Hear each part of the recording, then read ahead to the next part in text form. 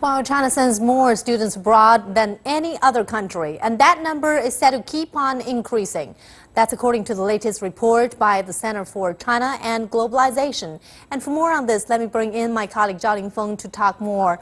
So Lingfeng, every year we talked about the growing number of students studying overseas. Now, what is the latest on that number and what kind of trends have you observed? Actually, the population of Chinese students overseas has been on the rise for so many years, and according to this newest report, over 1.25 million Chinese students studied abroad in 2015, more than any other nationality. Actually, 1 in 4 students studying abroad is Chinese. Last year alone, over 500,000 Chinese students went abroad for educational purposes, up 14% from the year before. And the most popular destinations are English-speaking countries such as US, Australia, UK and Canada. South Korea and Japan are also top choices. The US has remained the top destination with over 300,000 Chinese students pursuing academics there. 3 in 10 international students in the US come from China. Chinese students also account for 62% of all foreign students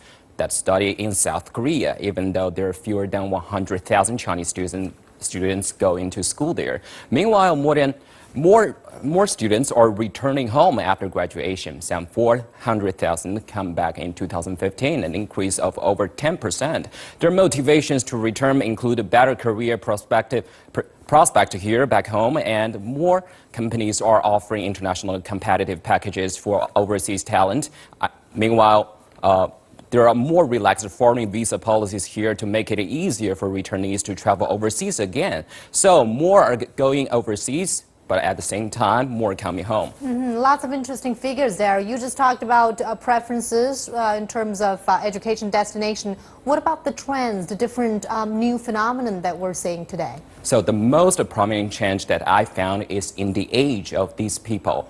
The population is actually getting much younger in the U.S. For example, the number of Chinese students in undergraduate programs has for the first time overtaken the students of Chinese students who are attending graduate school. As you can see here, the figure of undergrads is rising at a much faster pace. We're also seeing a really big increase in the number of Chinese students going abroad for high school. High schools in the U.S., UK, Canada, and Australia host the largest numbers of them. A total of 49,000 Chinese students are getting their high school education there. Nearly half of them are in the U.S., accounting for about a third of all international high school students there. The number of Chinese receiving pre-college education in the U.S. has tripled in the last 5 years. There's reportedly due to a growing middle class here at home in China, more families can afford better education overseas. Chinese high schools still lag behind schools abroad in many areas,